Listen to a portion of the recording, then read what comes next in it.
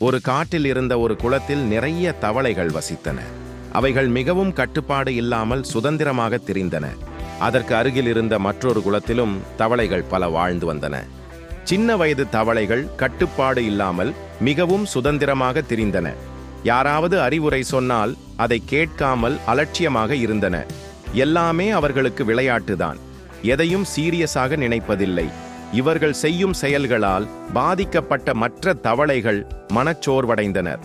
இந்த பிரச்சனையை தீர்க்க நினைத்த ஒரு முதிய தவளை சின்ன தவளைகளையெல்லாம் ஓரிடத்திற்கு வரவழைத்தது. கிரீடம் அணிந்து வந்தால் பயந்து தன் பேச்சை கொஞ்சம் கேட்பார்கள் என நம்பி தலையில் கிரீடம் அணிந்து வந்து பேச ஆரம்பித்தது. கட்டுப்பாடற்ற சுதந்திரம் நல்லதல்ல. சுதந்திரத்துடன் கட்டுப்பாடும் அவசியம். அதற்கு நம் எல்லோருக்கும் ஒரு லீடர் தேவை. சரியோ தவறோ, நாம் எல்லோரும் அவர் சொல்லுக்கு கட்டுப்பட்டு நடக்க வேண்டும்.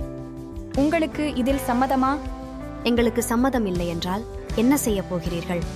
இதற்கு என்ன பதில் சொல்லுவது என யோசித்த போது சிறிய தவளைகள் எல்லாம் எங்களை கட்டுப்பாடுடன் வைக்க லீடரெல்லாம் தேவையில்லை, அதற்கு பதிலாக நல்ல ஒரு அரசர்தான் வேண்டும் என்றன. அரசர் வேண்டுமென்றால் நம் வனதேவதையிடம் அல்லவா போய் கேட்க வேண்டும். இதுவரை சின்ன சின்ன விஷயத்துக்கெல்லாம் வனதேவதையிடம் போய் கேட்டு அவரை தொந்தரவு செய்ததால் அவர் நம்மீது கோபத்துடன் உள்ளார். எனவேதான் அவரிடம் போய் கேட்க எனக்கு தயக்கமாக உள்ளது.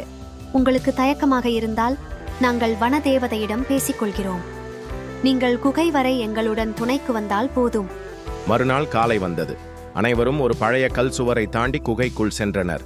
வயதான தவளை மட்டும் தயங்கி குகைக்கு வெளியே இருந்து கொண்டது. குகையினுள் ஒருவரையும் காணாது திகைத்த தவளைகள் என்ன செய்வதென்று தெரியாமல் வனதேவதையே என சப்தமாக அழைத்தனர். உடனே வனதேவதை தோன்றியது. உங்களுக்கு என்ன வேண்டும்? தேவதையே, எங்களுக்கு ஒரு அரசரை நியமியுங்கள். ஏன்? உங்களை நீங்களே ஆட்சி செய்தால் என்ன? எங்களுக்குள் ஒருவர் மேல் ஒருவருக்கு நம்பிக்கை இல்லை. இவர்களின் என்ன ஓட்டத்தை புரிந்து கொண்ட தேவதை அப்படியே ஆகட்டும் என சொல்லி மறைந்துவிட அனைவரும் தங்கள் இருப்பிடத்தை அடைந்தனர். அங்கே கண்ட காட்சி இவர்களை அதிர்ச்சியடைய செய்தது. இவர்களின் குளத்தில் ஒரு பெரிய மரம் மிதப்பதை கண்டு இதுவா நம் அரசர் என தேவதையின் மீது கோபமாயின. அடுத்த நாள் வந்தது. கோபத்துடன் தேவதையை காண முயன்ற தவளைகளை தடுத்த வயதான தவளை பேசியது. இந்த மரத்தை பார்த்தாலே தேவதையின் கோபம் உங்களுக்கு தெரியவில்லையா? தேவதையை பார்ப்பதை இத்தோடு விட்டுவிடுங்கள். வம்பை விலை கொடுத்து வாங்க வேண்டாம். எல்லாம் எங்களுக்கு தெரியும் என்று சொன்ன தவளைகள் மீண்டும் தேவதையை காண சென்றனர். காட்டின் ஒரு பகுதியில் மழை இல்லாமல் தண்ணீர் வற்றி குளங்கள் எல்லாம் வறண்டுவிட லீடர் கொக்கு ஒன்று வன தேவதையை பார்க்க வந்து கொண்டிருந்தது. குகையை அடைந்தவுடன் தேவதையை அழைத்தனர். உடனே தேவதை தோன்றியது. எங்களை ஆட்சி செய்ய நல்ல ஒரு ராஜாவை அனுப்புங்கள். சரி, நீங்கள் உங்கள் இருப்பிடத்திற்கு செல்லுங்கள். அங்கே உங்கள் ராஜா வருவார். தவளைகள் நம்பிக்கையுடனும் சந்தோஷத்துடனும் கிளம்பி செல்லவும் அங்கே கொக்கு வரவும் சரியாக இருந்தது.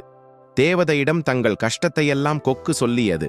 தவளைகளுக்கு நல்ல பாடம் புகட்ட வேணும் என நினைத்து கொண்டிருந்த தேவதை கொக்கிற்கு ஒரு கிரீடத்தை கொடுத்து அணிந்து கொள்ள சொல்ல கொக்கும் அவ்வாறே செய்தது.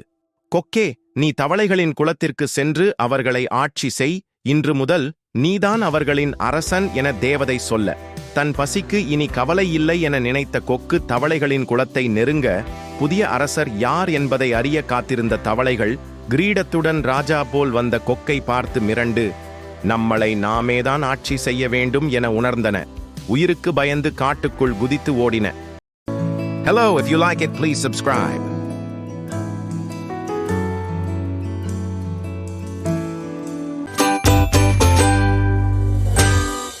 Thank you for watching Surya eHub.